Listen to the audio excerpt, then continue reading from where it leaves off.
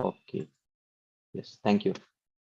नमो विष्णुपदाय कृष्णप्रेष्ठाय भूतले श्रीमते भक्तिवेदांत स्वामिनिति नामिने नमस्ते सरस्वती देवे गौरवाणी प्रचारिणे निर्विशेष शून्यवादी पाश्चात्य देशतारिणे जय श्री कृष्ण चैतन्य प्रभु नित्यानंद श्री अद्वैत गदाधर शिवासादि गौर भक्त वृंद हरे Krishna Krishna Krishna Hare Hare Hare Ram Ram Ram Hare Hare Hare Krishna. So thank you all very much for joining today's session. We have been discussing from the book Bhakti Loka, which speaks about the 6 favorable and the 6 unfavorable items for progressing on the path of devotional service. In that, we have been discussing the 10th of the 12 essays, which is Tat Tat Karma Pravartanat. So, Tat Tat Karma Pravartanat means, which is one of the favorable items for progressing on the path of devotional service, is to diligently engage in performing the 64 limbs of devotional service, which are the duties which are prescribed for a devotee. So this is the 10th of the 12 essays that we have been discussing, and we have been directly discussing from Bhakti Rasamrit Sindhu. So last week we discussed a few of the limbs. Touching the deity is considered to be one of the limbs. Taking darshan of the deity is considered to be one of the limbs. Taking darshan of the arti of the Lord is considered to be one of the limbs. Taking darshan of the festivals is considered to be one. And then also taking darshan of the worship. So these all fall within the category of darshan. Then we discussed about shravanam, hearing. Hearing has multiple types hearing. One is hearing the holy name of the Lord, hearing the holy charitra or pastimes of the Lord, and hearing the qualities of the Lord. And we saw some examples for all these 3 types of hearing. And then the last limb that we saw last week was Tat Kripa Ikshanam. So Tat Kripa Ikshanam means expecting the Lord's mercy. Seeing the Lord's mercy, especially even in seemingly unfortunate situations that we are put in. So in that context, we had an elaborate discussion on this verse. Tattenu kampam susamikshamano bunjana evatmakritam vipakam Hrid vag vapurbir vidadan namaste jivetayo muktipade sadaya bak. So we had an elaborate discussion on this topic. This was, I think, probably the last thing that we discussed. So now we are going to start discussing the next of the 64 limbs. But before we start discussing the next limb of Smriti, which is remembrance, if there are any quick discussion points, comments, questions based on what we discussed last time, you can please go ahead and ask. Yes, Mohit Prabhu. Hare Krishna Prabhu ji, Dandavat Pranam. Dandavat. Hare Krishna Prabhu ji. Prabhu ji, touching the deity. Actually, I have not initiated yet now, but I have one Laddu Gopal at my home, and sometime on Ekadashi, I took Panchamrit Abhishek of Laddu Gopal ji, and I offer Bhoga, I offer Prasadam to Laddu Gopal ji. So, but I am doing seva at my home, but I am not initiated. So I want to ask you that touching the deity, you said that second initiation is necessary. That is for the So installed deities in the temple. That is a standard. okay. So can I do home my seva to Laddu Gopal ji? There is no harm in this. There is I no mean, harm. you already have the deities, so you can as well worship them. Okay. And another question, Babuji, जैसे in Japa, in Japa, why there is everywhere so much glorification of ये softly chanting of Mahamantra. मतलब I observe sometime in during my initial days of in ISKCON, I do softly japa, but I failed to remember Krishna at that time, and I did not concentrate on my japa. So why softly chanting is so much glorification that it will There, give you there is liberation? there is no much glorification of soft chanting. There is glorification of loud chanting only. Japa point na in 30th Hey, what we are 29. doing is not japa. That is more japa means Yeah. soft chanting. What we are doing is not soft chanting. That is soft chanting is more like Gayatri japa that Yes, we do. okay. And another point that Prabhuji in last class you mentioned that the person who cook food, his consciousness is involved in food, and get, and person who is eating get affected. Devotee who is eating, Mhm. but my wife is non-devotee, and I have no other option. She cook food for me, and I offer it to Lord Krishna. Bhog. That's okay. So, but You can offer your, you don't have a choice. You can offer prayer to Krishna that Krishna, okay, please forgive me, and this is the okay, best I can do, and then Krishna will do whatever okay. is And needed. And Prabhuji, why you said that the standard of cooking and deity worship pujari who did it should be very high? Unfortunately, the unfortunately the devotees, high class devotees involved in preaching. Why you said unfortunately high class devotees involved in preaching? I did not I, understand your very this. very exalted devotees engage in preaching is not unfortunate. That is very very fortunate.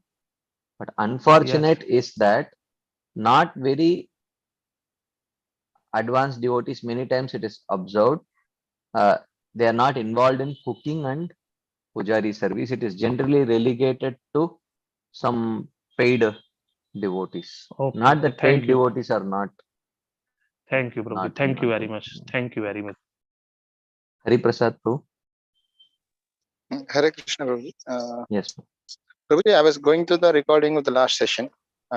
You are answering one question to one Mataji, telling that what can be the standard of second initiation, where you're telling it can be at the Nishta, so that Ideally, devotees, ideally. ideally. But I just have some question here only, that we remember, I think I heard from you only when I was hearing that uh, when a devotee starts with initiation, he first takes shelter of deities, so that till the time his holy name initially he may not able to take shelter, but he takes shelter of deities, and then slowly he progress. So initial stages, a devotee is expected to serve deities only, na? So then he will advance. Then through the advancement, then he'll start taking shelter of holy name. So it seems both looks little controversy. Here we are telling, No, I mean, we have to. in order to establish a relationship with the deities, you don't necessarily have to personally serve in a temple. For personal service, serving the installed deities in the temple, you definitely need second initiation. But you can always take darshan of the deities, offer prayers to the deities, observe the festivals which are conducted for the deities, observe the arati of the deities, do paricharya or menial service, which cleaning and other things. So there are so many things which we can do in relationship with the deities, except for a few things which are done inside the altar, like dressing and personally cooking for the installed deities. That needs second initiation, but otherwise, there are so many things which we can do in relationship with the deities which do not need second initiation actually. Okay, so initially devotees are recommended to do that kind of services and advance, and then they get the capacity to chant the holy name in a proper way. Then they continue from there. Is it like that? No, I mean it's not necessarily sequential like that. Uh-huh. It could be um, either way. Yeah. Some people may get first attracted more to the process of hearing. Some others could be attracted more in the beginning to the process of chanting. Some others to deity worship. So it's not necessary that in the stage someone will get attracted to a particular limb only. There is nothing. It's not necessary that only particular limbs a devotee in the initial stages will get attracted to. Actually, ideally, devotee, of course, a normal conditioned soul, generally he doesn't get attracted to. He gets attracted to only conditionings, Puji. So whatever conditionings he has, so he gets attracted to that kind of limb, near to that limb, whichever is falling in that, he may get attracted. Yeah. So Yeah. okay, I understand. Yeah. Okay. Anything else before we move on to today's discussion?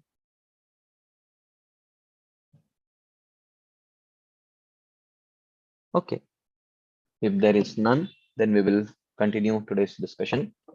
The next limb that we are going to discuss is Smriti or remembrance or Smaranam. Yata katam chin manasa sambandha smritir uchyate.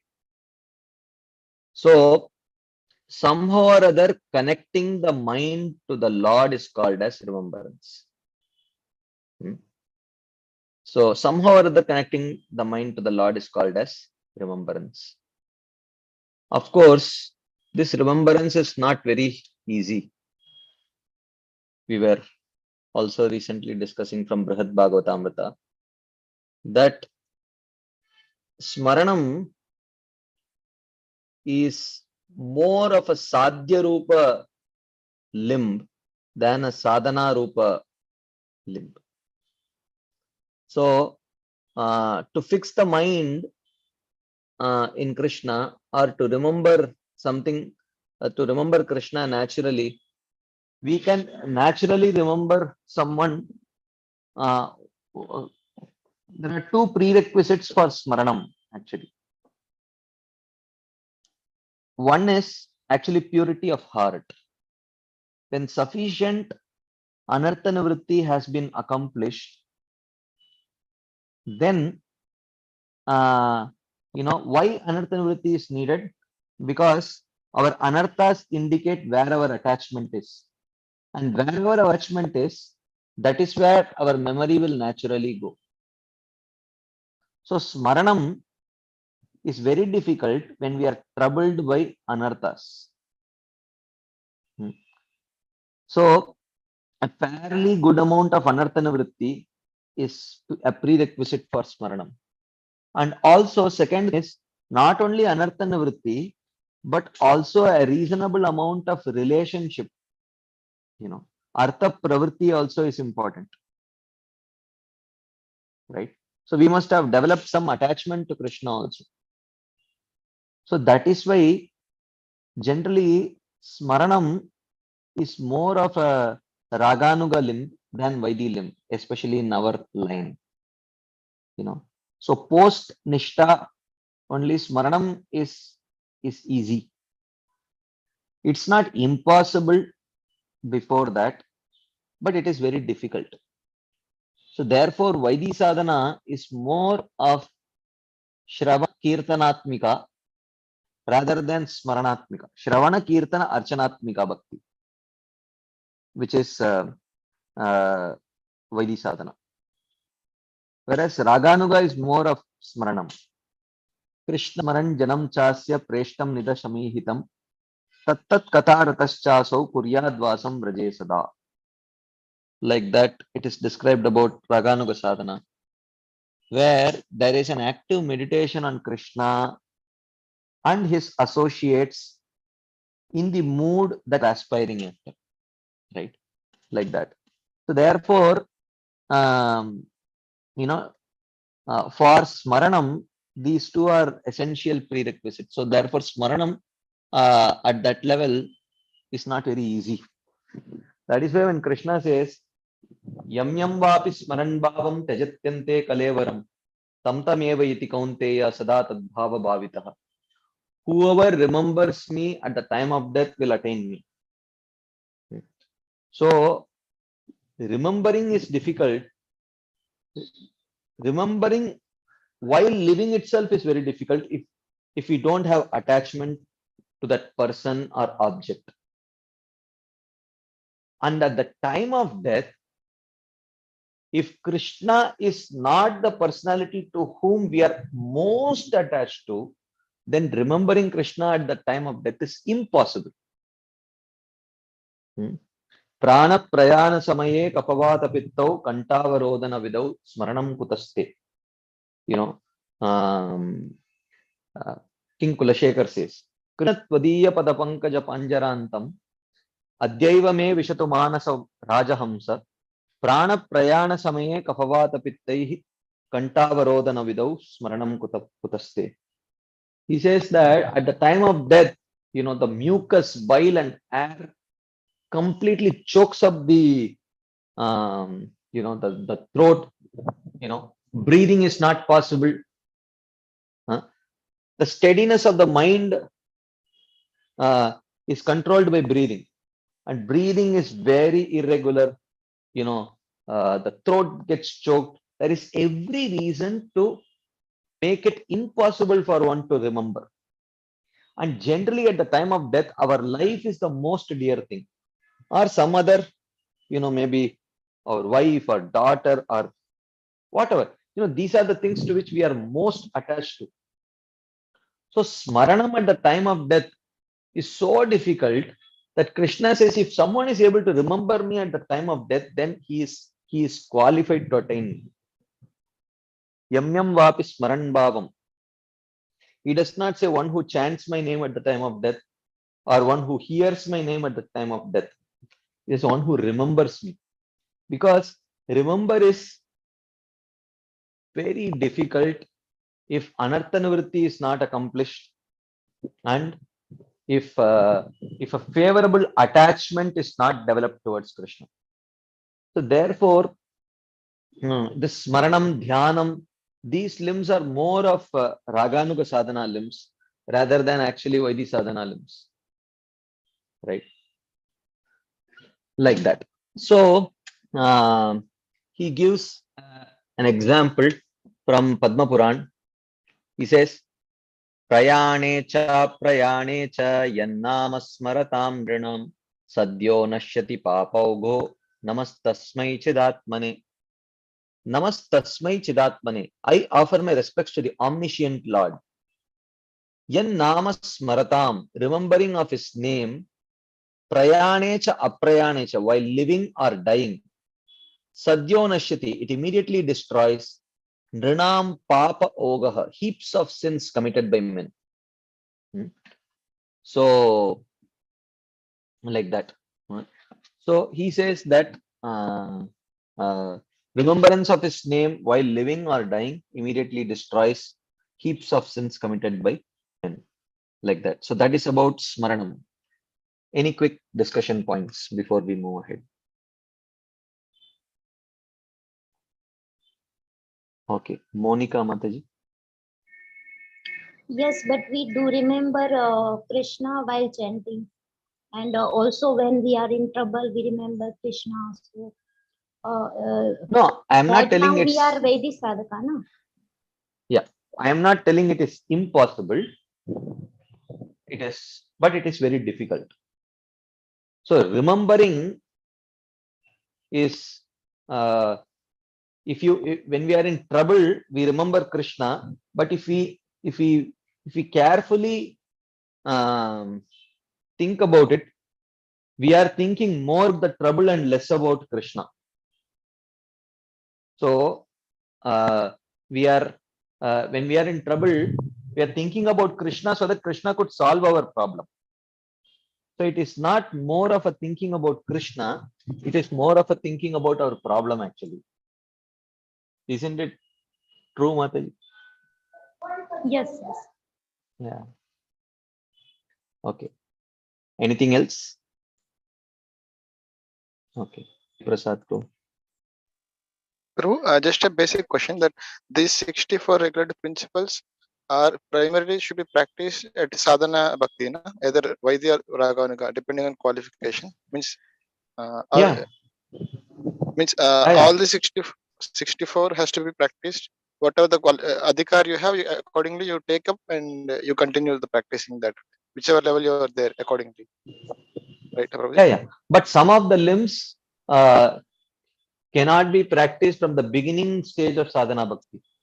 So some of the limbs can be practiced only at higher stages of sadhana bhakti. Some can be practiced even with even when Anartha Nivritti is not accomplished. But some like Atma Nivedanam, Dhyanam, Smaranam, they need at least, you know, to perform them properly or reasonably. One needs to at least be at a level of Nishtha to practice. Before that, it is very difficult actually.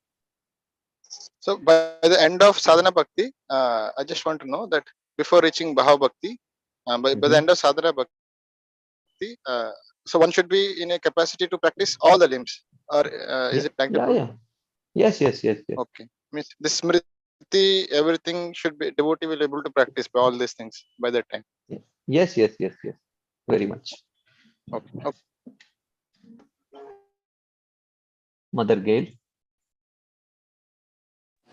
Hare Krishna Prabhu. Yes. Yeah, I just want to confirm my understanding of Smaranam, the nature of Smaranam. So, like in the 10th chapter of Gita, where Krishna, lists his vibhutis, so that we can have a way of remembering him, right? The difference between that kind of remembrance, like I just washed my hands and I was thinking, well, Krishna is water, Krishna is everything. So that's the one way of remembering Krishna. But the reason why we would not call that Smaranam is because it lacks attachment. Is that it? Yeah, true. It is, it lacks attachment. It is more of Intellectual, right? More intellectual. Yeah. It's not more of mind involved. So Emotions we can are not mechanically, because mind needs some attachment, right? Because we can engage the external senses in a mechanical way. But Smaranam involves mind, and that definitely requires some level of attachment. So so there is a difference between just memory and so we are supposed to attachment of the heart, right? We are supposed to remember Krishna, and not that I have to remember Krishna. So we may mostly remember to remember. Oh, I have to remember Krishna. So rather than actually remember Krishna, it's that some level of spontaneity that is required for Smaranam, which is little bit difficult because we are spontaneously attracted even till now to sense gratification.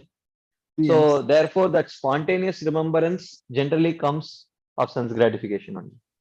Yes. Okay, great. Thank you, Prabhu. Yeah. Okay. Anything else before we move ahead to the next limb, which is Dhyanam? Okay, let's move ahead to the next limb, which is Dhyanam. So Dhyanam is even more deeper than Smaranam. Dhyanam Rupa Guna Krida Sevadehe Sushtu Chintanam. Sushtu means a deep. Chintanam means contemplation. Deep contemplation on the form, the qualities, the pastimes, and service. Seva also. That also falls under the category of Dhyanam. Dhyanam means to contemplate with absorption. Sushtu Chintanam. Right? So, there are some examples given from the scriptures. So, first, Rupa Dhyanam, meditating on the form of the Lord. This is from the Narasimha Puran. Bhagavat Charana Dvandva Dhyanam Nirdvandva Miritam Papinopi Prasangena Vihitam Suhitam Param. Bhagavat Charana Dvandva Dhyanam, meditation on the 2 feet of the Lord, Nirdvandva Miritam, is considered the means of attaining freedom from the dualities of this world. Okay. Papinopi, even a sinner, Prasangena Vihitam, who casually meditates suhitam param, attains the highest benefit. Okay. So, of course, a sinner casually meditating, well, for a sinner to meditate is generally very difficult. And that casual meditation is not exactly dhyanam, but this verse is given just to indicate the potency of meditating on the form of the Lord. So, I mean, this comes even in what is that? What is in the 4th chapter of Bhagavad Gita, where Krishna says about the nature of apichetasi papebhyah sarvebhyah papakrittamaha sarvam jnana plavaineva vrijinam santarishyasi. So Krishna says, even if one may be the greatest of the great sinners, on the by getting onto the boat of knowledge, he can easily cross over all this, like that Krishna says. Now, in the commentary, Srila Vishwanath Chakravarti Thakur says, for to be completely sin-free is a prerequisite to be on the platform of jnana. Then, on what basis here here Krishna is telling, even the greatest of the great sinners, by getting onto the board of jnana, can cross over the the sins. So he indicates that this means this verse is mentioned according to Srila Vishwanath Chakravarti Thakur just to indicate the potency of jnana, the greatness of jnana, rather than indicating that a sinful person can also practice jnana. This is not. So there is a purpose, there is a context. So similarly, here, even though this Narasimha Puran verse says, even a sinner who casually meditates attains highest benefit. Actually, for a sinner cannot meditate on Krishna's form. And there is, I mean, casual meditation is possible only at very exalted level of practice of bhakti. So basically, this verse is mentioned just to indicate the superiority process of jnana, rather than actually indicating that even sinful people can casually, easily meditate on the form of the Lord like that. It's not easy. So next comes as Guna Dhyanam, meditation on the qualities of the Lord. This verse is quoted from the Vishnu Dharma. Ye kurvanti sada bhaktya gunanusmaranam harehe prakshina kalushaughaste pravishanti hareh padam. Ye kurvanti sada harehe guna anusmaranam. Those who constantly meditate on the qualities of Krishna, bhaktya, with devotion, prakshina kalushaha oghaste, having destroyed ocean-like impurities from their heart, pravishanti hare padam, they enter into the abode of the Lord, like that. Next, he gives the example of Krida Dhyanam, meditation on the pastimes. He quotes a verse from the Padma Puran, Sarvamadurya Sarani Sarvadbhutamayani cha Dhyayan Hares Charitrani Lalitani Vimuchyate. So he says, Dhyayan, he who meditates Sarva Madhurya Sarani, on the most sweet, Sarva Adbhutamayanicha, and the most astonishing, Harehe Lalitani Charitrani, the charming pastimes of the Lord, Vimuchyate, he attains liberation. So this is a proof for Krida Dhanam, meditating on the pastimes of Krishna. Okay. So then he gives an example of Seva Dhyanam. So meditating on one's own service is also a kind of dhyana, meditation. So he quotes from some unspecified Purana. Manasenopacharena paricharya harim sada parevan manasa gamyam tam sakshat pratipedire. He says, constantly serving the Lord with items produced in the mind. Manasena upacharena. We may not even have physical items, but we may even on a mental level produce those items. Tam sakshat pratipedire. Some devotees have directly attained the Lord just by mentally offering many upacharas, shodasha upacharas. That Lord who is pare vak manasa agamyam, that Lord who is not approachable for others by words or mind, that Lord can be attained by a person who even within his mind serves the Lord through various items. So Srila Jiva Goswami quotes this story from Brahma Vaivarta Purana. There once lived a Brahmana in the city of Pratishtanpur Brahmana. Okay. So, though he was poor, he was peaceful, considering that he was reaping his karma. Very simple, sincere Brahmana. Being of sincere mind, one time he heard about Vaishnava practices in an assembly of Brahmanas. So, a group of Brahmanas were discussing about practice of devotional service. Hearing that these processes could bring perfection just by engaging the mind, the impoverished man began to practice this. He was very poor. So they were telling that all the things that you offer to the Supreme Lord, you can offer it mentally also. So he was very joyful hearing this.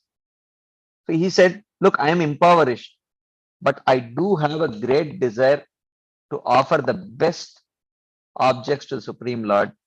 So I don't have any instruction to offer them mentally. So let me offer them mentally. So what he would do, finishing his daily rituals after taking bath in the Godavari, becoming peaceful in mind, he would sit down in a solitary place and perform the preliminaries of worship such as pranayam. So he would sit in a solitary place and get himself ready for performing the worship. Becoming steady in mind, he would mentally establish the deity form of his dear Lord. So mentally he would establish the deity form of his Lord. Then mentally putting on a fine cloth, he would offer the Lord his respects, pull up his cloth and begin cleaning the Lord's temple. So he would start cleaning Lord's temple. Offering respects again, he would then bring water in gold and silver pots from all the tirthas headed by the Ganga and gather various materials for serving the Lord. So he would not compromise. In gold and silver pots only he used to bring water from all the tirthas. And after bathing the Lord, he would perform arati and offer items befitting a king to the deity in his mind. Then he would perform arati and offer all the items in such a royal way which befits a king. After completing that worship, he would experience great happiness which would last the whole day. The whole day he used to feel so ecstatic meditating on this, on the services that he had offered. After practicing for some time in this way, he once prepared in his mind some milk rice sprinkled with ghee and put it in a golden pot for the Lord to eat. So he did this. He prepared sweet rice and put it in the golden pot for the Lord to eat. So while offering this, his two thumbs happened to enter into the preparation that was bubbling from the heat. By mistake, the two thumbs, I mean, this is all in meditation. Okay. And actually, if the fingernails touch the bhoga, which is meant to be offered to the Supreme Lord, that is not fit to be offered to the Supreme Lord. Actually, it is contaminated, considered contaminated. So his two thumbs touched the sweet rice, which was bubbling from heat. Realizing what had happened, he exclaimed, "How unfortunate! This offering has been spoiled." So he was not shouting because he had touched piping hot sweet rice, which would have burnt his finger. He was shouting because he felt very bad that he had spoiled the offering. With sorrow, he rejected the offering. So he said, "Oh, it's not fit to be offered." He rejected it. His samadhi broke, and he felt great pain because of his burnt limbs. So actually, in reality, his thumbs got burnt. This is what is happening on the river banks of Godavari. Suddenly, the camera shifts to Vaikuntha. In Vaikuntha, understanding this, the Lord seated in Vaikuntha, he laughed. Lakshmi and others asked him the cause of his laughter. "Why are you laughing?" Then the Lord brought him in airplane to his side and showed Lakshmi his burnt thumbs. He then fixed the Brahmana permanently by his side because of his qualifications. He permanently, Lord kept him there only, like that. So this is the example of Seva Dhyanam.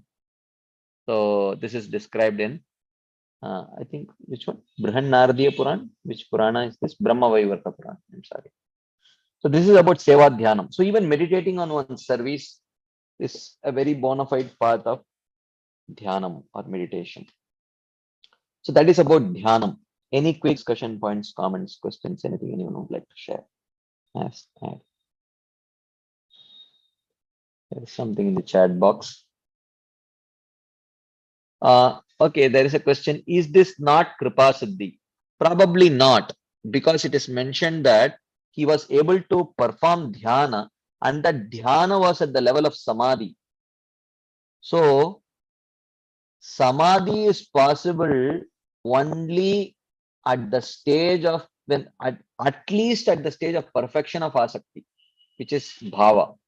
So he must have been at the stage of bhava or beyond for attaining that level of samadhi. So he was at least at the stage of bhava or prem. So in which case it is probably not kripa siddhi. He was actually qualified. Anything else? Okay. If there is none, then we will continue our discussion. So then the next limb that we are going to discuss is dasyam. Dasyam means acting as a servant. Dasyam karmarpanam tasya kainkaryam api sarvata. So dasyam is of two types. Okay. One is the opinion of the Sri Vaishnavites, another is the opinion of Srila Rupa Goswami or the Gaudiya Vaishnavas. Okay. Dasyam karmarpanam tasya kainkaryam api sarvata. Okay. So dasyam is of two types. One is karmarpanam. Karmarpanam means offering the fruits of one's varnashrama duties. That is called as karmarpanam. Okay. Considering that the fruits of my varnashram duties belong to my master, and offering the fruits to the Lord, fruits of one's Varnashram duties to the Lord is considered as dasyam by the Sri Vaishnavas. But in opinion of Srila Rupa Goswami, this is not dasyam. But still he has mentioned this in order to give some respect to a bona fide sampradaya, the Sri Vaishnavas. The second type he says is kainkaryam. Kainkaryam means kim karomi, what should I do for you? Dasya vritti, the mood of being a servant, that is called as kainkaryam, right? So Srila Jiva Goswami says, offering the results of prescribed varnashram actions is considered by some to be dasyam. However, Rupa Goswami's opinion is that only kainkaryam means what? Acting as the menial servant of the Lord is considered dasyam. One should identify oneself as the servant of the Lord. Gopi Bhartur Padakamalayur Das Dasana Das.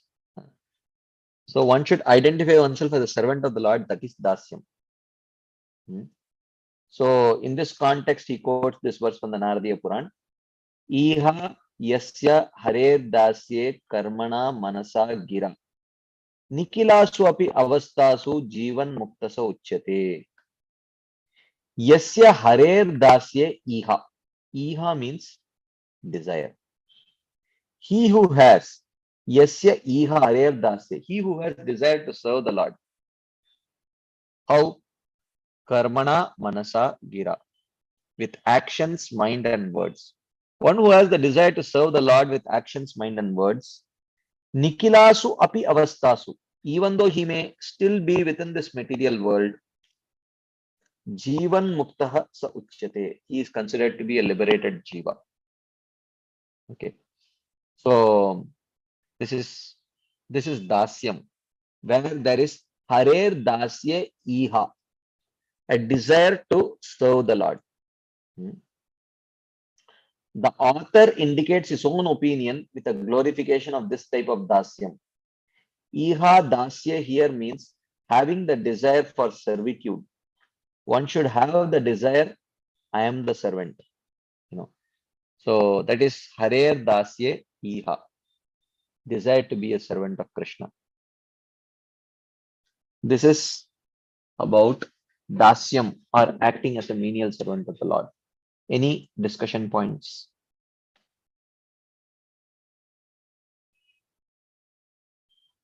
Okay, if there is none, then we will move ahead. The next limb is Sakyam, friendship. So Sakyam also has two types. One is the opinion of Srila Rupa Goswami, another is not his opinion. So he says, Vishwaso Mitra Vrittischa Sakyam Dvividam Iritam. There are two types of Sakya.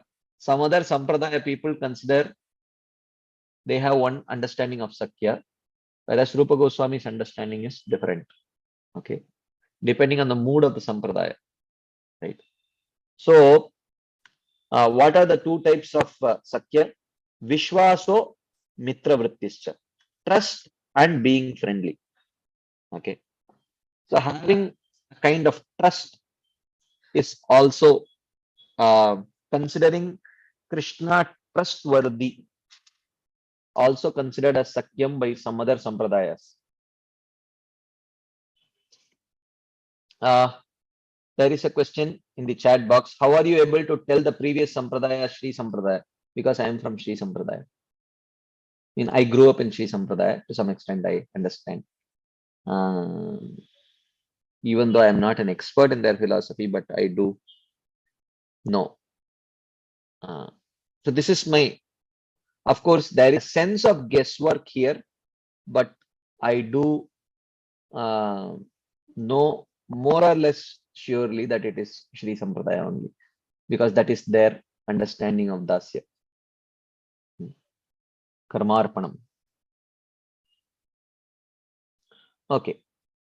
So Vishwaso Mitra Vrittischa Sakyam Dividam Miritam. So Vishwasa means trust. Mitra Vritti means being friendly. So according to Srila Rupa Goswami, Sakya is Mitra Vritti. Okay, there is a question in the chat box. Offering of fruits of Varnashram is not Karma Yoga.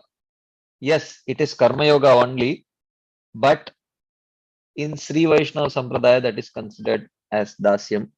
In Sri Vaishnava Sampradaya, I mean, this might be somewhat, you can say, surprising, but in reality, in Sri Vaishnava Sampradaya, there is lot of mixed devotional recommendations for practitioners who may not be able to practice pure devotional service also. So in such cases, performing Varnashrama and offering the fruits to the Lord is also considered to be a limb of such a practice. And in that case, it is considered to be Dasyam also. Right. So, like that. So, Vishwaso Mitra Vrittischa Sakyam Dvividamiritam. So, the first type is the opinion of others, and the second is the opinion of the author. Okay. Mitra here means friendship in general, rather than the Sakya Sthai Bhav that appears only in Bhava and Prema. So, Mitra Vritti does not literally mean friendship as such, but Mitra Vritti means a general friendly mood. You know, like we say that, oh, I have a very friendly relationship with my senior, or I have a very friendly relationship with my father, like that. It literally does not mean that father is your friend, but it means that that mood to some extent is there. Mitra Vritti. So he's not your Mitra, but there is Mitra Vritti, right? So such a, it's called a tendency rather than the relationship itself. Such a tendency is described in the Bhagavatam. So this is in the 10th canto, 14th chapter. Ahobhagyam Nanda Gopa Vrajaukasam Yan Mitram Paramanandam Purnam Brahma Sanatanam. So in this chapter, Brahmaji says, Ahobhagyam, oh how fortunate, how fortunate. Nanda Gopa Vrajaukasam, all the Vrajavasis headed by Nanda Gopa, they are very, very fortunate. Paramanandam, there is no limit to their joy and good fortune. Why? Yan Mitram Purnam Brahma Sanatanam. Because eternal Supreme Brahman has become their friend. Right? So Nanda, Krishna is not Nanda Maharaj's friend. Krishna is Nanda Maharaj's son. But here he has become their friend in the sense that he has developed a very familiar mode of relating with them, rather than literally Sakya Rasa. So this is not exactly Sakya Rasa, but a familiar mood, a mood of familiarity. Mood of affectionate familiarity is what is being indicated here, rather than literally friendship, right? Like that. To identify with such a position of friendship is called as Sakyam. So this Sakyam is also definitely a Raganuga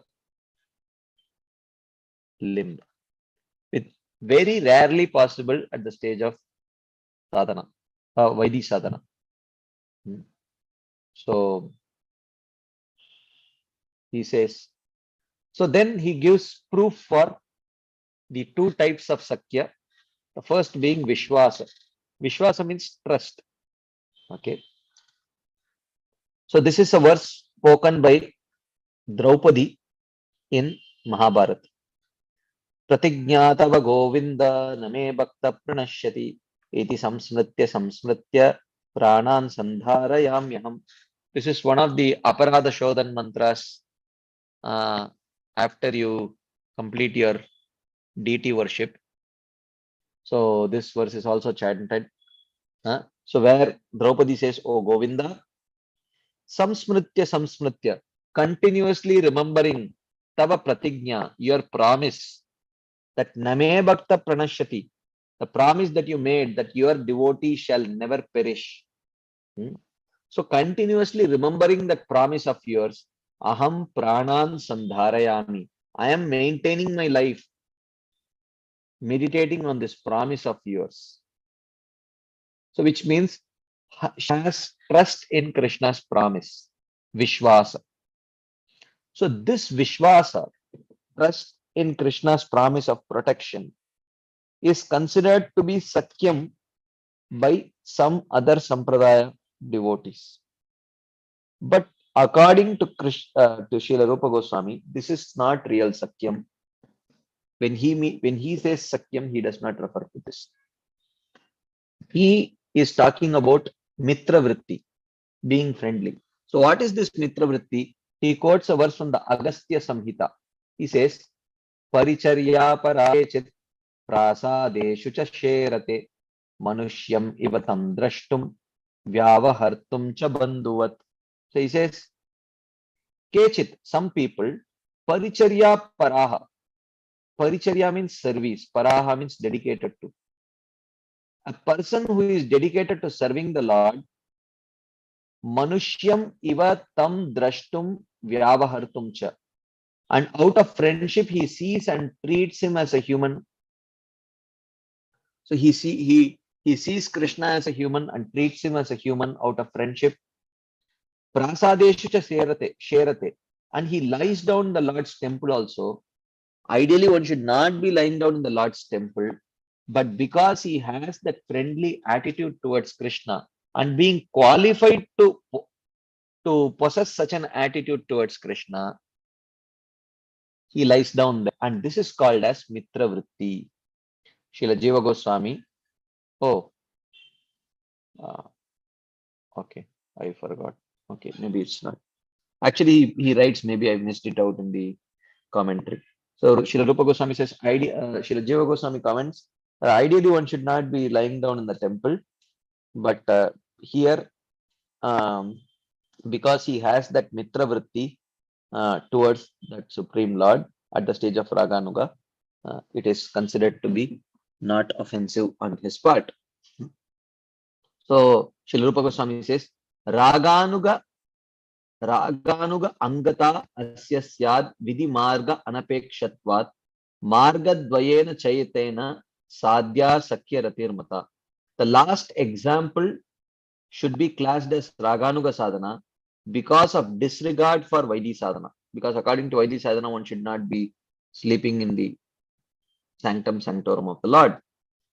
However, attraction for feelings of friendship is cultivated in both Raganuga sadhana and Vaidhi sadhana.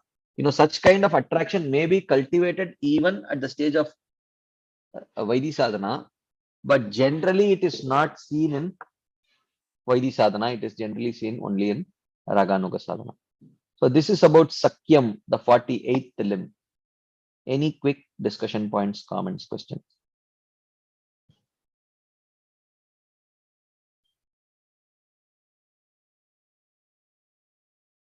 Okay, if there is none, then we will continue our discussion.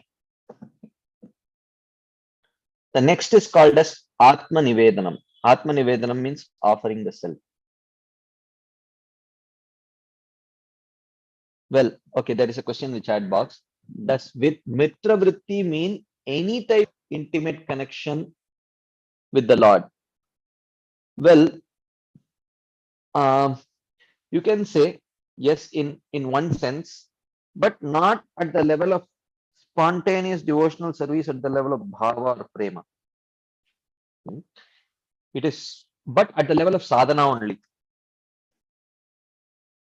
So, which involves a kind of intimacy which is generally not seen in a mood of awe and reverence. So here the example that was given was, he started sleeping in the temple of the Lord because of that intimacy, feeling of intimacy. So even though it is sadhana, it is Raganuga sadhana. So that level of Mitra Vritti or this mood generally cannot be seen in in persons who have a mood of awe and reverence. So this is common in Raganuga sadhana, even though it is sadhana bhakti. So therefore, any kind of intimacy, it may be in the mood of friendship or it may be in the other moods also. But if that mood of familiar intimacy is there, then it can be considered to be mitra vritti. But here that mitra vritti that is mentioned is within the realm of sadhana. So therefore, definitely it does not involve spiritual emotions actually. That's why it qualifies here within sadhana bhakti. There is a question, what about Arjuna? Oh, Arjuna was a perfected devotee. He was not practicing sadhana. He had actually Shakya Rasa with Krishna. So, and that at this Mitra Vritti means a mood of familiar love can be there in perfected devotional service also. So Arjuna definitely had Mitra Vritti also with Krishna. And there is no doubt about it, but Arjuna was not practicing sadhana bhakti. Arjuna had a perfected devotional service on the level of prema towards Krishna. Like that. Okay. The next limb is called as Atma Nivedanam, offering the self. Okay. So he gives an example from the 11th canto of Srimad Bhagavatam, 29th chapter. This is Uddhava Gita. Martyo yada tyakta samasta karma niveditatma vichikirshito me tadamritatvam pratipadyamano mayatma bhuyaya cha kalpate vai. So he says, yada martyaha tyakta samasta karma. A person who gives up all prescribed activities, varnashrama prescribed activities, martyo yada tyakta karma, niveditatma. Nivedita means offered. Okay. Atma means himself. When he offers himself entirely unto me, vichikirshito me. Vichikirshito me means he becomes the object of my special desires, Krishna says. Martyo yada tyakta samasta karma niveditatma vichikirshito me tada amritatvam pratipadyamanaha. He achieves liberation from birth and death. That may not be very great, but then he says, Maya Atma Bhuyaya cha kalpate, and he is promoted to the status of sharing my own opulences. So he achieves a state of personal liberation. Sarshti. So Martyo yada takta samasta karma niveditatma vichikirshito me tadamritatvam pratipadyamana mayatma bhuyaya cha kalpate vai. Like that, he says. So this is Atma Nivedanam, is offering his self and entirely to Krishna. Of course, Atma Nivedanam is also possible only at very high levels of sadhana. In the lower levels of sadhana, this kind of Atma Nivedanam is not possible actually. Any quick discussion points, comments, questions?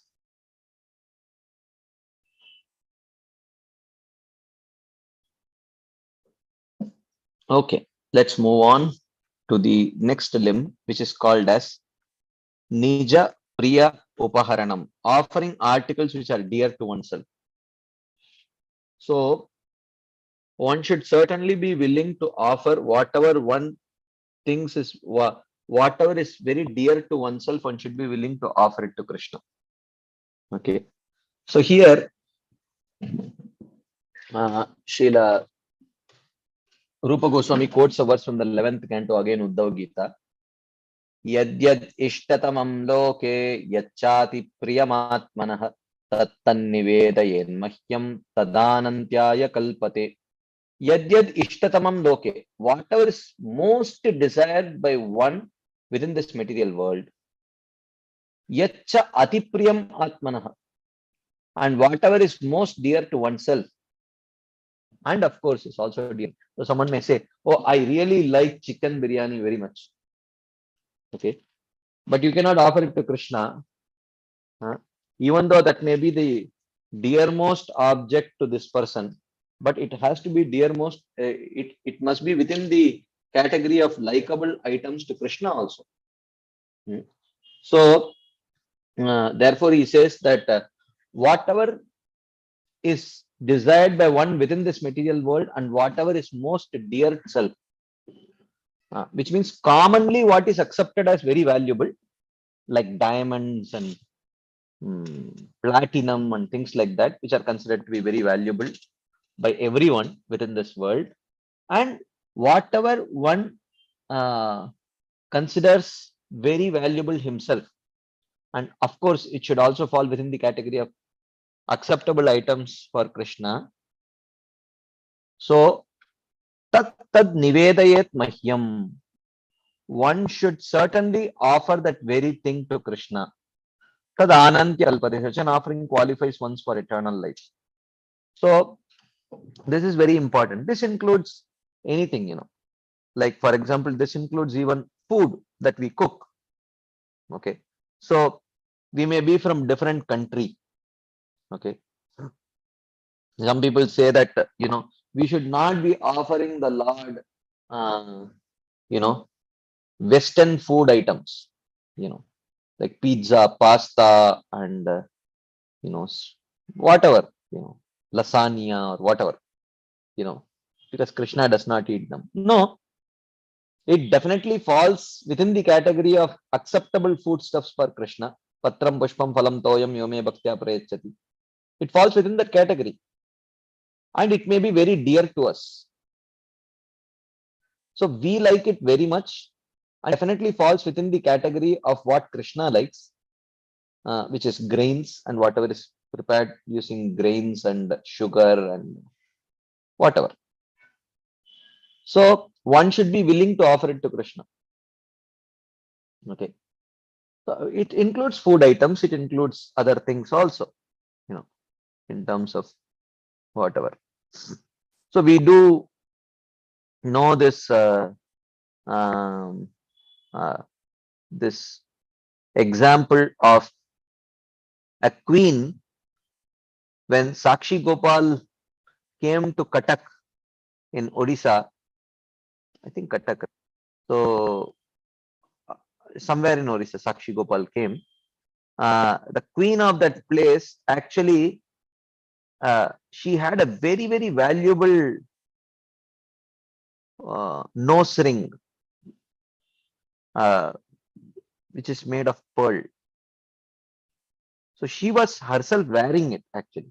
She removed that nose ring, and of course she must have definitely washed it, cleaned it, and she offered it to Gopal. And that was the mood. She had that kind of a mood, and she was qualified. We cannot do that. We cannot offer our used ornaments to the Lord. But she had, her mood was accepted by Krishna, and he actually accepted that nose ring from that queen.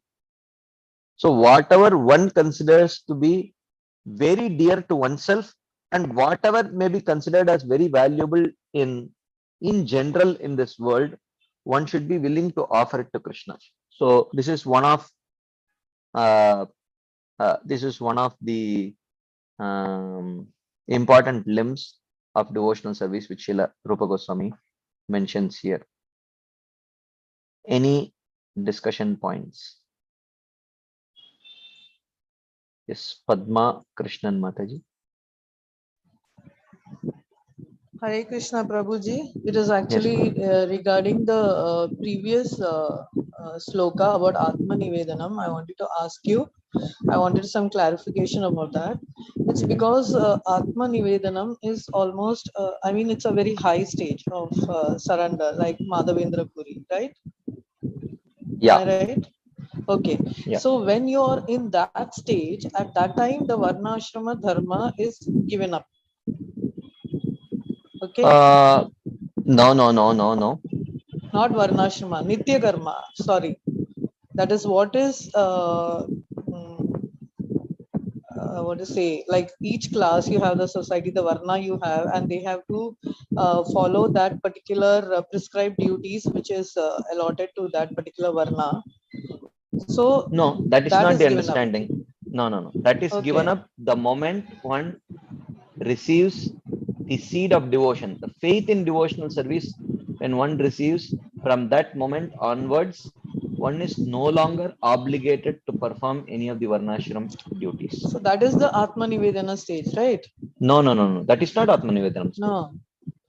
Then that is So the highest here stage. no, that is not Atmanivedanam. You read the verse carefully.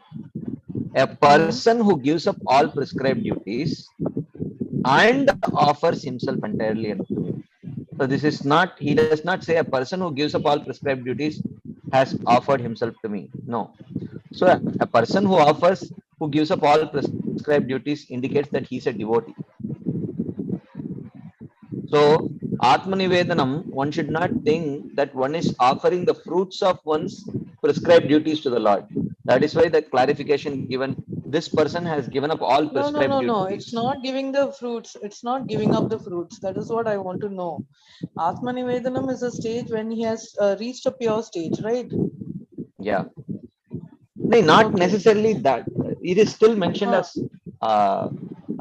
sadhana bhakti only, but it is a very high level of Acha. sadhana bhakti. Uh, Okay. so, but at what stage we can give up varnashram duties? That is, at the stage when Adau Shraddha, at the beginning, when one develops faith in pure devotional service, at that stage one can give up varnashram duties. It's not But obliged. then we see many people that once they have started, I mean, after joining ISKCON or whatever, they feel now that we are doing a devotional service, that we are all yet at the beginning level, right? So Mhm. we are doing all this, so we need not follow the prescribed duties, and they stop doing the shradam and all that. So is that right? Well, in one sense, uh, see, there are two types of things that we may need. As devotees, we have two kinds of responsibilities. One is actually performing activities which we perform for our own spiritual nourishment, which is prescribed. That is why, if you see, anyways, I will come to that point. So, there are two types of activities which we perform. One is 64 limbs that are mentioned here by Srila Rupa Goswami. Those are the activities which nourish our devotional faith. So these activities we perform with great attachment. But there are some activities which we may have to perform for the purpose of Lokasangraha. Lokasangraha means to set the right example for the outside people who may not have faith in pure devotional service. So for those who have faith in pure devotional service, that is the devotees, for them, there is actually no need to perform Shraddha. Yeah, so So, that means actually most of us are karma mishra bhaktas, most of us, frankly. So at that no. stage we How have would to, you right? define Karma Mishra Bhakta? Can you please explain That what is is your because definition you of still Karma? have material desires, but you are Okay. doing all this as given by our institution. You are following that everything, but still, you do have Okay, let me your ask you a question, desires. Mataji. Okay. So, okay. Okay. Let me ask you a question. Of course, because you have joined this session quite late, we had started discussing Bhakti Rasamrita Sindhu with this basic understanding. Basically, we try to understand, are we practicing pure devotional service or mixed devotional service? Right. So, are we Karma Mishra Bhaktas or are we Pure practitioners bhaktas. of pure devotional service? Right. There is a difference between pure bhaktas, within pure bhaktas, there can be sadhakas and there can be siddhas, perfected. So now desires are of two types.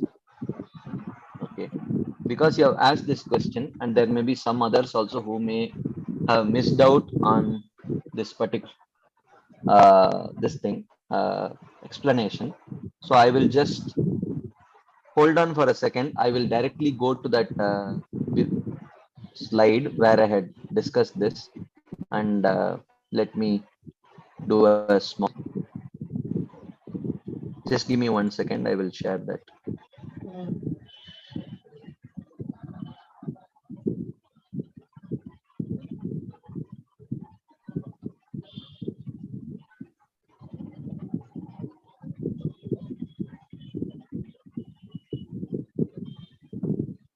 Oh, it's okay.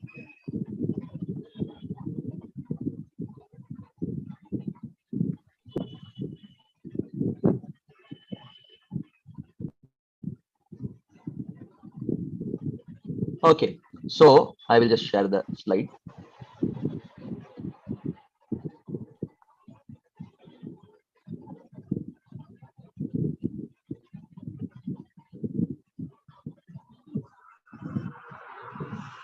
Okay, so this is a common misconception. People think that we are practicing mixed devotional service. We are not pure devotees, we are mixed devotees. So there is a very specific way in which pure devotional service is defined and mixed devotional service is defined. So we have to be very clear with that. So this is the definition of Uttama Bhakti. Anya Bilashita Shunyam, Jnana Karmadi Anavritam, Anukulyana Krishnanu Shilanam Bhakti Uttama. You know this verse, right? So you say that we are mixed devotees because we are not Anya Bilashita Shunyam. We have material desires, correct? Yes. Okay. So now I will go a little bit ahead. So, okay. So here, mixed devotional service. So you said that, okay, we are not practicing pure devotional service because I do have material desires. I am not going to go over this whole, the presentation because it will take like 5-6 sessions to complete this. I'll listen to the recording. Yeah, I'll listen to the recording. Yeah, but I will just go over this one slide, which is very foundational slide. Generally, the desires that we have are of two types. We have desires which are born out of our value system or our faith, devotional faith. And we have some desires which are born out of our swabhava or conditioning. Right? So the value system means that when we think in terms of what is right and what is wrong. Okay. And conditioning is in terms of what we like and what we dislike. So I like it, I will do it. I don't like it, I will not do it. And there are certain things which we do, like this is right, this is favorable for my bhakti, I will do it. This is unfavorable for my bhakti, I will avoid doing it, like that. So this is the value system. So the value system is called as Shraddha, and the conditioning is called as Swabhava. And many times there is a tug of war between the two. Sometimes we like to do something, but the scriptures forbid it. And sometimes we hate to do something, but the scriptures very much recommend that this is very favorable for your bhakti. Have you ever experienced this situation where actually, no, I go by the scripture, so I have not faced this. I am only trying to share with you is like I'm a licensed acupuncturist, so I have many devotees who come to me for treatment. Okay. And I can see that now we say that we have to do bhakti means actually doing devotional service without any expectation from the Lord. That is, we have to do what is what Krishna desires. That is the pure bhakti, right? Mataji, I am asking you a What is very simple anukulyam? question. Mm, I am asking a very simple question.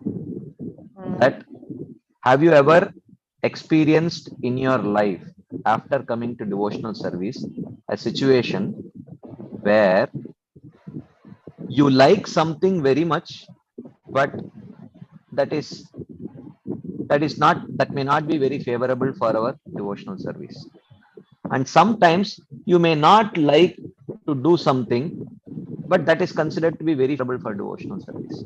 Have you No, ever Prabhuji, I faced have this? not come. No, no, Prabhuji. Maybe because I Wow. was brought up like Okay. that by my grandmother and my father. So Okay. how they have brought us up, we were just following that. When something Okay. otherwise is told to us, that is whatever is against the principles, I was not ready to accept. So that people around me found it very difficult to accept me Oh, that way. fine. So which So I'm means not talking about you are myself, someone. Prabhuji. I just want to, no, I don't want to talk about myself. I just want to know that when some devotees, like some devotees who have no children, right? They Mhm, come to me and they are very much in practicing, most of them initiated also. So mhm, you know that there is some reason why we don't have children. Okay. correct. Yeah. Some reason. Okay. Materially, the doctors may say you have this deficiency, that deficiency. But we, as we know, as a past deeds, whatever we have done, maybe we are not destined to have children, or God has a higher purpose for us that we should consider him as a child, whatever. Okay. Mhm, So when they come and ask me this question, that I am doing so much for Lord Krishna, so why is he putting me into this situation? I am unable to answer anything because what I feel is they have read all this. So how can I explain the same thing to them, and they are going into so much grief? So would it be right for them to explain? How would I explain this to them, that it is Krishna's plan? I mean, they all know it is Krishna's plan. They are in devotional service. So how do I explain as a healer or as a person who is reading the scriptures and who is following the scriptures? I find that a very difficult situation. see, this is not. Um, So that's would why I asked whether that is karma mishra bhakti, because they are doing bhakti, but still they have desires. This is what I try to ask you well, in my question. that is what I am trying to explain to you. But well, but anyway, because, but this will not hold good to you because this is only for sadhakas who may be dealing with some. Probably from the way you are presenting, probably you are beyond the stage of anartha nivritti. So that's why probably you probably never have to deal with probably some kind of temptations which may not be very favorable for Krishna consciousness. But okay, then I will not take your example. Let me just take a generic example where common people, they do have um, common devotees, they generally face this problem where they'd like to perform certain things. They may like, prior to coming to Krishna consciousness, they may have had attraction to eating chocolates or whatever, or maybe drinking coffee or something. um, I am giving very simple examples. There may be more deep rooted conditionings also which they may be dealing with. So having come to Krishna consciousness, uh, they may still feel tempted smelling the fragrance of coffee or looking at chocolate like that. uh, that is that is a desire which is born out of their conditioning. It is called a swabhava janit ichha, or uh, a desire which is born out of their swabhava or conditioning. Whereas they may have some other desires um, desire to please the spiritual master. So this is a desire which is born out of one's pure devotional value system, and they may have desire for children, desire for opposite sex, these kind of things, which definitely fall within the category of, this is definitely not born out of their value system, but it is born out of their conditioning, right? As a as a parent also, or as a wife or a husband, the desire for raising a child is natural, even though they may know that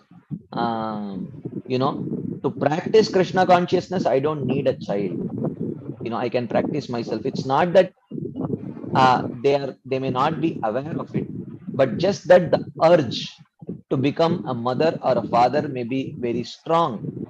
That also I would categorize under conditioning only. Okay, So that is not so mixed. That is not mixed. I'm just coming, Mataji, just wait. Okay. So the desire to please one spiritual master, the desire to chant quality rounds, and sometimes desires which are born out of anger to hurt someone. So these, what is in red is swabhava janit, born out of conditioning, and what is in green, these type of desires are shraddha janit, which are born out of one's value system. So these desires which are born out of one's value system, they are called as abhilasha, and desires which are born out of one's conditioning, they are called as anartha. So Rupa Goswami says Uttama Bhakti is Anya Bilashita Shunyam. He says it should be free from any other Abhilasha. He does not define pure devotional service as Anya Anartha Shunyam. So it should be free from any desires which is born out of one's conditioning also. If that kind of a definition is given, then till prema one cannot be considered to be practitioner of Uttama Bhakti. Because till one reaches the stage of bhava or prema, there may be tinges of material anartha still there. So therefore, when Rupa Goswami talks about Uttama Bhakti, having defined Uttama Bhakti, he says Uttama Bhakti is practiced at 3 stages. One is Sadhana Bhakti, another is Bhava Bhakti, another is Prema Bhakti. So he puts Sadhana Bhakti also within the career of Uttama Bhakti only. When as sadhakas, we know very clearly that we do have other desires, but those desires are born out of our conditioning, and they are not born out of our faith. So that is why if you see the 9 stages of Uttama Bhakti, Shraddha, Sadhu Sangha, Bhajana Kriya, Anartha Nivritti, Nishtha, Ruchi, Asakti, Bhava, Prema. These are the 9 stages of Uttama Bhakti. In that, Anartha Nivritti is also a stage of Uttama Bhakti only. So, therefore, to have other desires does not make us mixed devotional service or Karma Mishra Bhaktas. To have other desires which we see as a goal, okay, a goal of our spiritual practice, that is called as mixed devotional service. So there is a very significant difference between mixed devotional service and sadhana bhakti, even though they may seem very similar. So would that mean that, again, I would ask the previous, what I had asked you earlier. So those who are in the stage of sadhana bhakti, it's okay for them to give up their prescribed duties? Yes, that's what Srila Rupa Goswami says in Bhakti Rasamrita Sindhu. But then, a spiritual master will understand who is on the stage. Let me clarify, Mataji. Can they No, give up because their many make this mistake, no, Prabhu. That's why I'm asking. That is okay. We have started this. We don't know what stage, whether we are in the sadhana stage. So, okay, let me clarify, because in order to establish, this will be a whole different discussion in itself. I can share some videos with you. I mean, it is basically from Bhakti Rasamrita Sindhu only. The first 19 chapters, which is within the category of Bhakti Shastri syllabus only. This is not some. So where Rupa Goswami again and again for 3 times in the beginning of Vaidhi Sadhana, in the middle of Vaidhi Sadhana, and at the end of Vaidhi Sadhana, 3 times he mentions Varnashram duties are not limbs of Bhakti. A Vaidhi sadhaka is not expected to perform Varnashrama limbs. So now I need to clarify point so that people do not misunderstand. So Varnashrama responsibility is one type of responsibility. I did not say that devotees are free of responsibility. Devotees have responsibility, but the question is which scriptures define responsibility of devotees? Okay. So the Dharma Shastras are the ones which define, which talk about the Varnashrama duties. Now, if you take this Varna, this Ashrama, what are your duties? What are your Nitya Karmas? What are your Naimittika Karmas?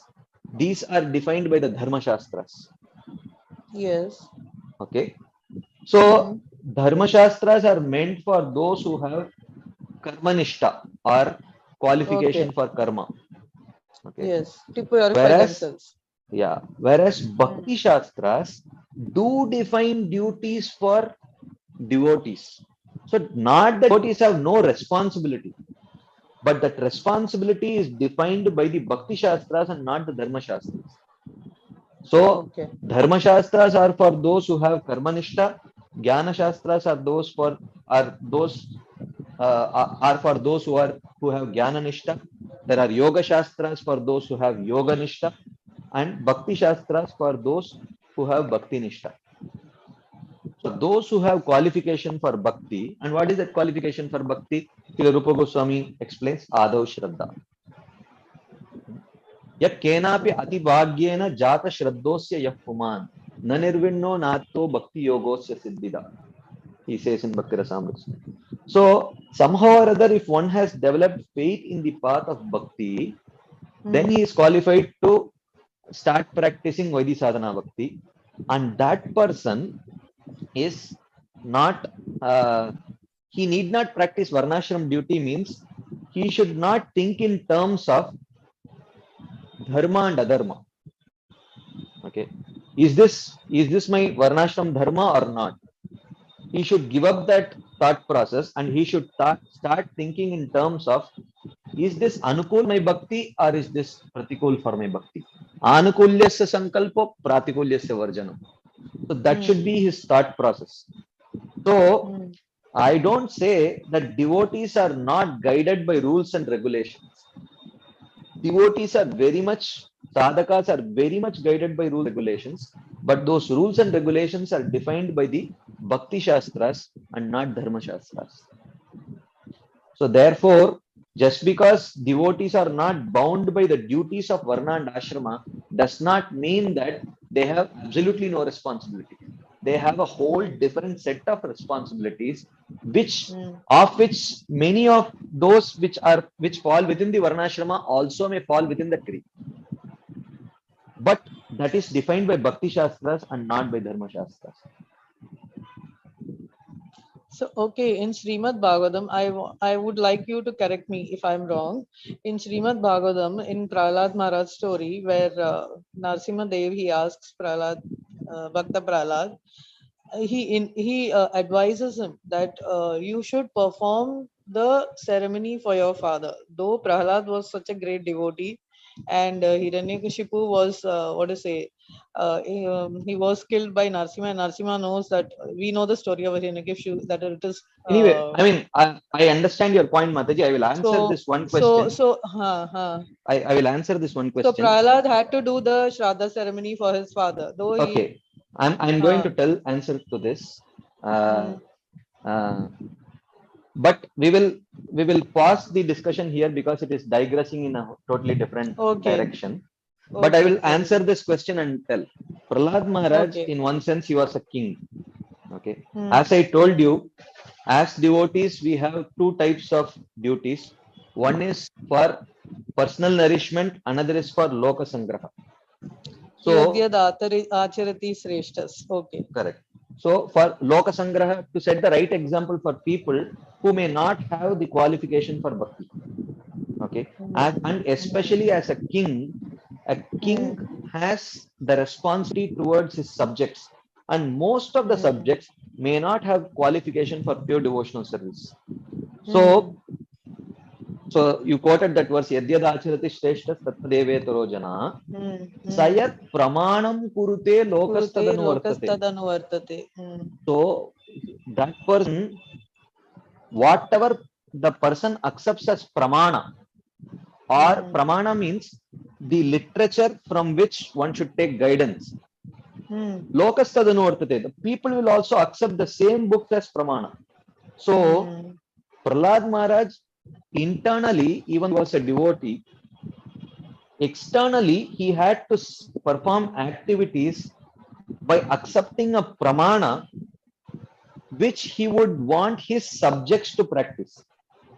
Okay. So because his subjects were in the category karmanishta, so therefore Prahlad Maharaj had to perform activities which are described in the Dharma Shastras to guide the people under him. Okay. Okay. So, but for personally, already Narasimhadev had told 21 generations above and below I have already delivered. Right? Yes, yes. So, on the basis of his bhakti, what he has done already he has told. But on the basis of this loka sangraha, to set the right example to people, he told, okay, do this. Because he has to protect the not so superior faith of his subjects also. Yes. So for that purpose, so when, especially when it comes to Kshatriyas and kings, so they have this dual role that they need to do, especially if they are pure devotees. So that for their personal nourishment, they practice bhakti, and for guiding the people in general, they may externally practice certain varnashram duties, but that is performed without any attachment to them. Okay. Thank you so much, Prabhuji. Thank you so much.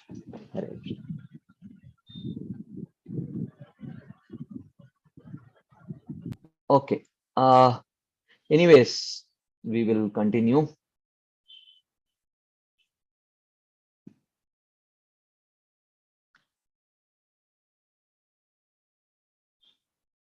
Okay. Also, Shraddha we do as devotees is adopted process of devotional service. I don't understand what it means. That should be okay for devotees to perform Advaita Acharya. Oh, Shraddha. Okay. Also, Shraddha we do as devotees is adopted process of devotional service. Yeah, there are devotional ways of performing Shraddha, but in one essence, Bhaktivinoda Thakur says Shraddha means offer Vishnu Prasad to the departed souls. That's all. So that is good enough, for devotees. At least I'm not talking about Vaishnavas in the other Vaishnava Sampradaya. I'm talking about Gaudiya Vaishnava Sampradaya. Okay, there is another question. So isn't it better, like wanting to have a child as an obligation comes under Varnashram duty as per my understanding, than simply as just a longing, accepting as my anartha? Yeah, I mean, definitely for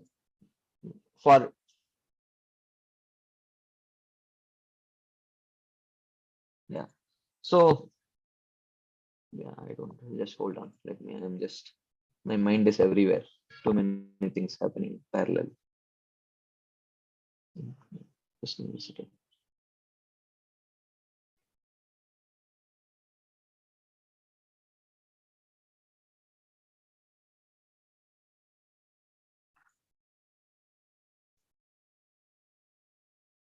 Okay, let me go to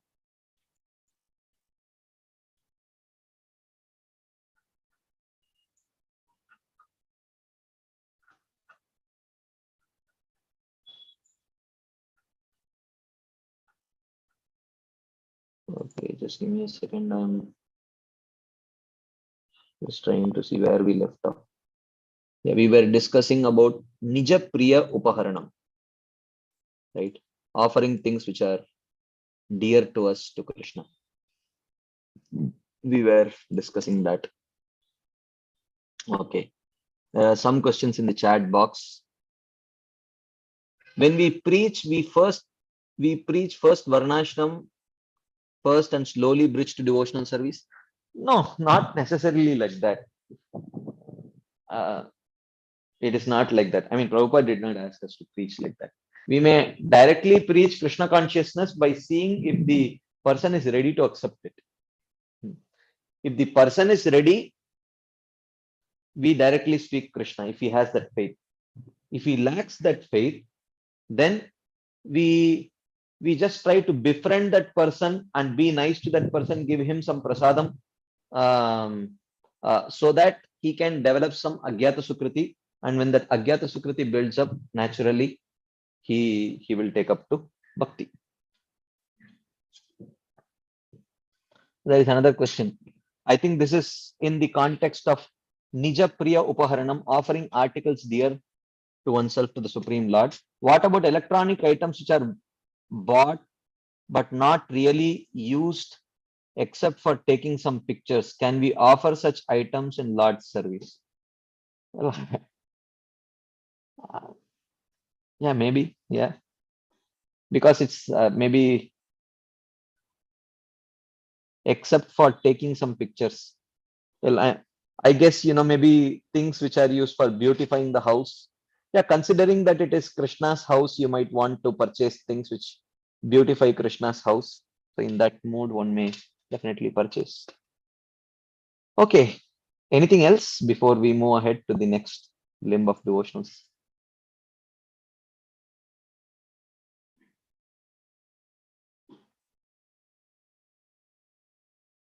Okay. Oh, there is a very relevant question here in the chat box. Does this offering things dear to oneself come under dovetailing? This is a very, very important question. Does this come under dovetailing? It can, it may, if we are offering it because we want to also enjoy it after offering to Krishna.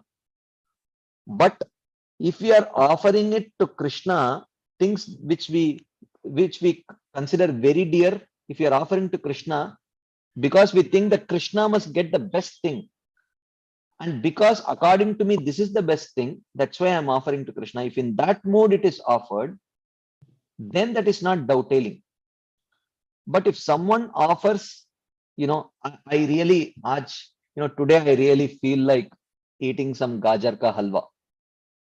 So let me nicely make some gajar ka halwa, offer it to Krishna, and then honor it. That is dovetailing. Okay.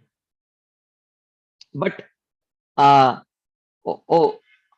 ka halwa is the best fruit, is the best sweet, and the best sweet Krishna should get.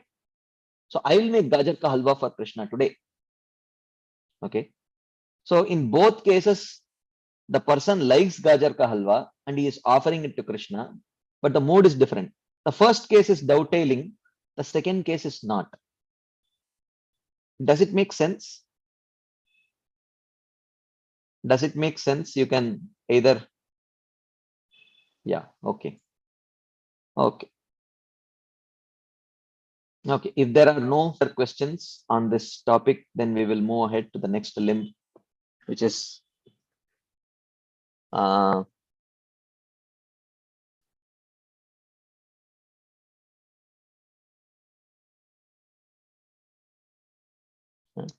so then the next topic is Tadarte Akila Cheshtitam, making full efforts for the Lord.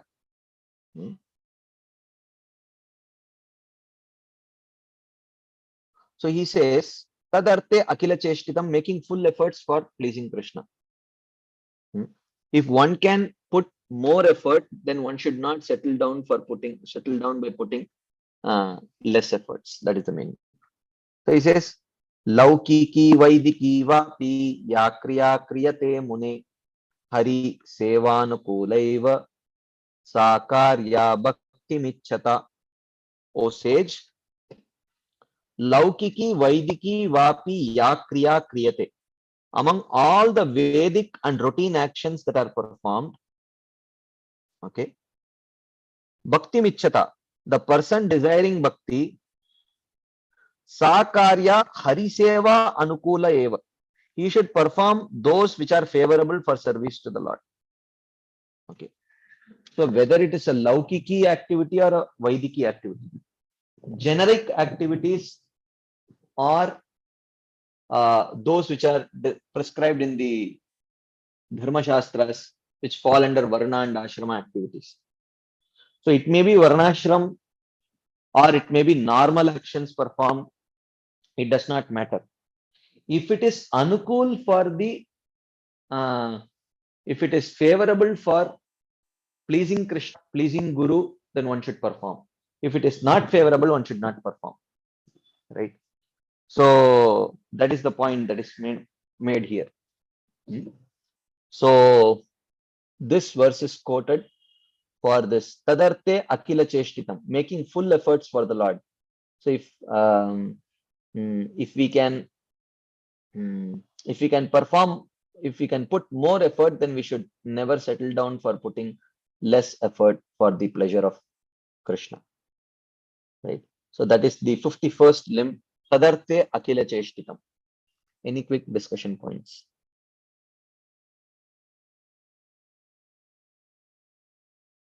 Okay, let's move on. Okay, there is one hand up. Nitai Mata Mati. Hare Krishna Prabhu. Yes, Prabhu, my question is regarding that Prabhu's offering things. Is it dovetailing or the other one? Like you want to, you feel that the best for the Lord is Kajal Kahalva. So what is the best, Prabhu? Whether dovetailing or you feel this is a good? I mean, it depends on which stage you are. Okay. If you are so tempted to eat gajar ka halwa, Then that is and then you better make it, offer it to Krishna and eat. okay. That is dovetailing. Yeah. Okay. But if you have a strong urge to offer the best sweet to Krishna, yeah. Okay. then make gajar ka halwa and offer it to Krishna. That is better. So you see, in both cases you are offering gajar ka halwa. In both cases, gajar halwa is your favorite, but the first is dovetailing, and the second is driven by a different urge. Yeah. The first is driven by your urge to eat gajar ka halwa. The second is driven by an urge to offer the best to Krishna. Best to the Lord. Yeah. Okay. Thank you very much, Prabhu. Yes, good. Thank you.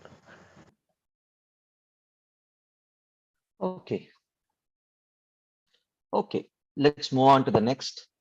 52nd limb is called as Sharanapatti. Okay, there is another hand up. Okay. Radha Bhavini Mataji. Hare Krishna Prabhuji, Danda Pranam. Dandatam. Prabhuji, further clarification regarding what we were speaking now. Both cases can also be possible, no, Prabhuji? Yes. Yeah, we are not reached that stage of pure. Correct. Bhakti, Yeah. so. Yeah. Sometimes, both can simultaneously exist in a devotee. It is possible, right? Sometimes you want to offer best to Krishna. Sometimes you have a great urge to enjoy it yourself. So you first offer it to Krishna and partake of it. So both urges are possible in a devotee. So so I am not telling that only one is possible. Both are possible for a sadhaka, like that. And there is nothing wrong, no, Prabhuji, till we reach that stage of, it will take, so I don't know how many janmas to reach the stage of, this is what Krishna's favorite and I eat only that. So. Yeah. Can you repeat your Mataji?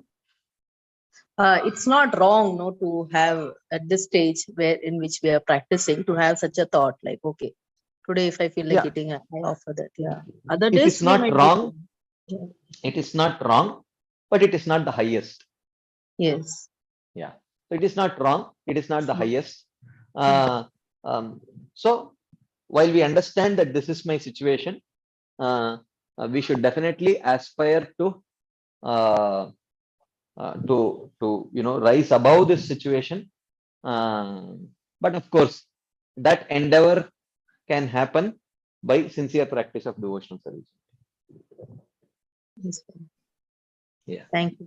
Thank you, Rupi. Hare Krishna. Okay, there is a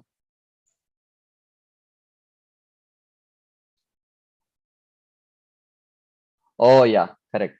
Someone is mentioning like sometimes we cook and offer even when we are fasting. True. Sometimes we cook and offer even when we are fasting, and sometimes when we want to feast at that time also we cook and offer. Okay. The first is you know the what is that Nijapriya Upaharanam, and the second is dovetailing. Okay, there is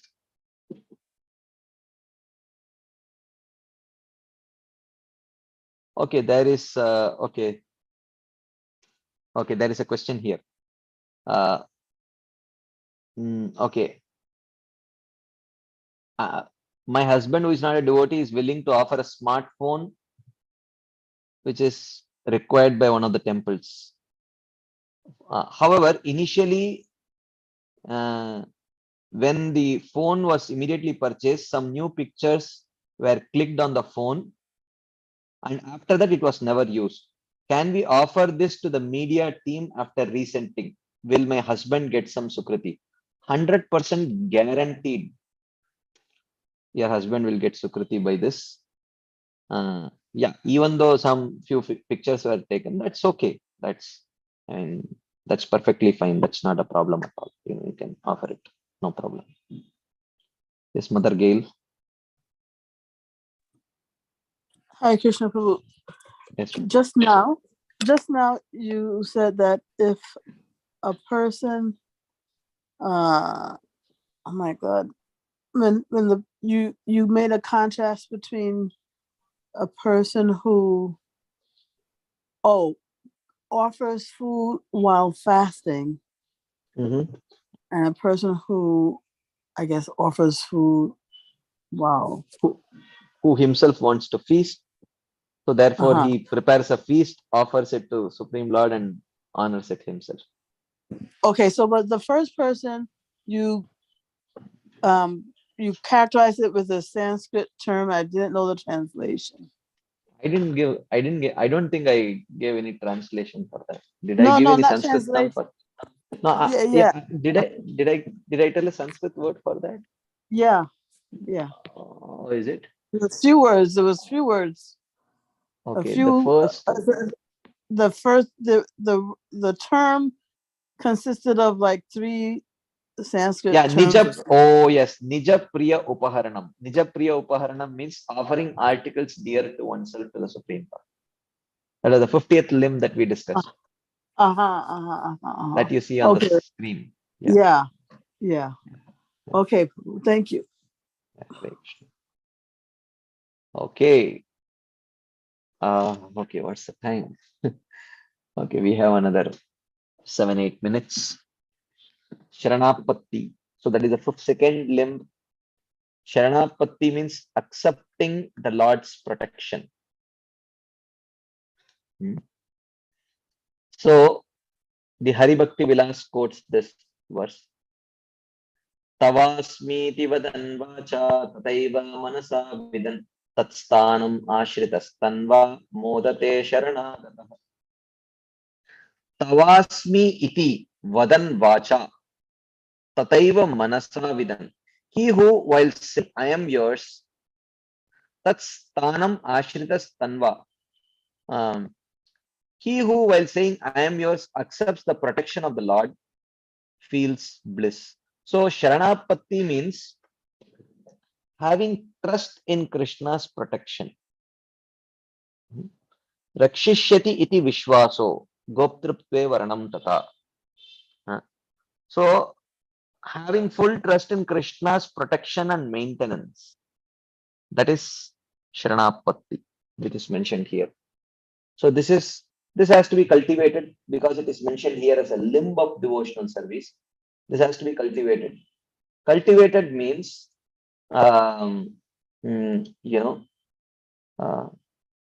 understanding that our protection is coming from Krishna, and so can you think of ways? How do you cultivate this? How do you cultivate this feeling that Krishna is the protector and Krishna is my maintainer. How do you cultivate it? Can you think of some ways in which you can cultivate this mood? How do you cultivate this mood?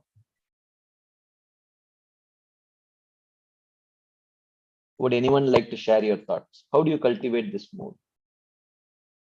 Okay, someone says through devotees, we can feel sometimes. Okay, someone says absolute faith.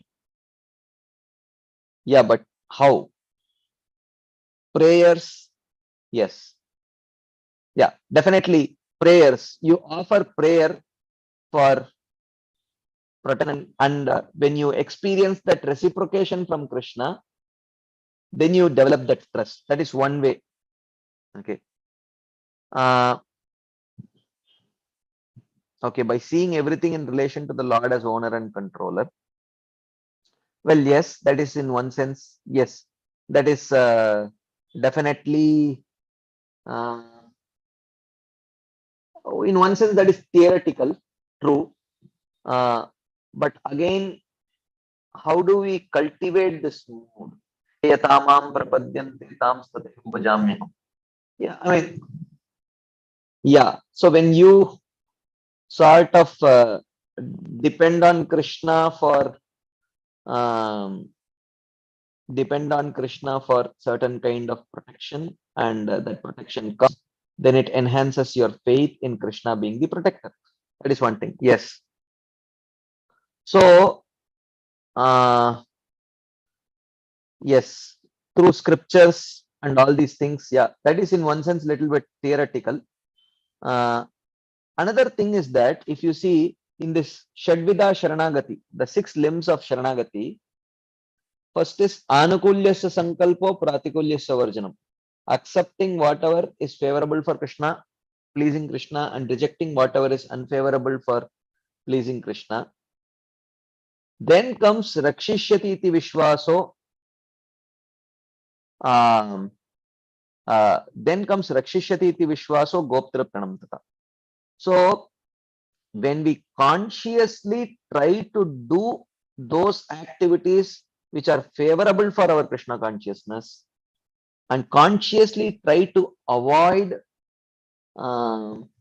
those activities which are unfavorable for pleasing Krishna, then gradually one develops this trust that actually Krishna is protecting me and Krishna is maintaining me. So this is also important actually. So when we diligently try to perform things which are favorable for Krishna consciousness and diligently try to avoid things which are unfavorable for Krishna consciousness, then this trust in Krishna's protection and maintenance is bestowed. So, yeah. Yes, Hari Prasad Prabhu. Prabhuji, one small question. Yeah. How do you understand irresponsibility versus depending on Lord's protection? Because I see some devotees who doesn't do this, what you told, but they tend to do, they don't plan actually. So planning also comes in this one, yeah. This when we plan, let's say we get some kind of project where we plan so properly, well planned. All this comes in this one, what Anukulis Sankalpa Vajjanam, or they tell no, why to plan, Krishna will be there. Yeah. Some devotees. Yeah, definitely. Anukulyasya Sankalpa Pratikulyasya Varjanam, within that category comes planning also. Okay. So how do you now understand irresponsibility with just this topic? Because some devotees, they don't plan also. They don't plan. They just. Yeah, irresponsibility is when there is absence of Anukulyasya Sankalpa Pratikulyasya Varjanam, but they think that they are dependent on Krishna's mercy, which means you are not doing your part. So in that case, that may be just irresponsibility. Because but when we hear you this see, quote, when you see that someone is very diligently performing whatever is favorable for Krishna consciousness and diligently avoiding that which is unfavorable for Krishna consciousness. And in such a person, when you see that kind of firm trust in Krishna's protection and maintenance, and when that protection and maintenance does not come, such a person will not become unduly disturbed, because he knows, Krishna knows when to give it and when to and how to give it. So when someone has that trust, that person will not be unduly disturbed. He will not become unduly disturbed when it does not come in his terms. Yeah. Okay. So Despite of planning, if it fails, he takes protection of Krishna. In that sense, he's correct. following this Yeah. limb of Bhakti. Okay. And Yeah. So like, for example, someone gives the example of Srila Prabhupada himself. He was the most surrendered devotee, but he did all kinds of planning and organization, and he encouraged his devotees also, his disciples also, to plan and organize. okay. So, And how do you understand the statements of Prabhupada? We make plans to make Krishna laugh. In what context to understand these statements? which means to think that when we plan and think that everything that depends on our plan and there is no higher sanction involved, then Okay. Krishna will love. Okay. But Thank you. Prabhupada did encourage planning for sure. So, Yes. like that. Yes, Mother Gail. Yeah, so this this concept of by doing everything favorable for our Krishna consciousness and avoiding anything unfavorable, that will develop this kind of, how did you say it? This will develop trust. Yeah, this trust in Krishna and an attachment towards him.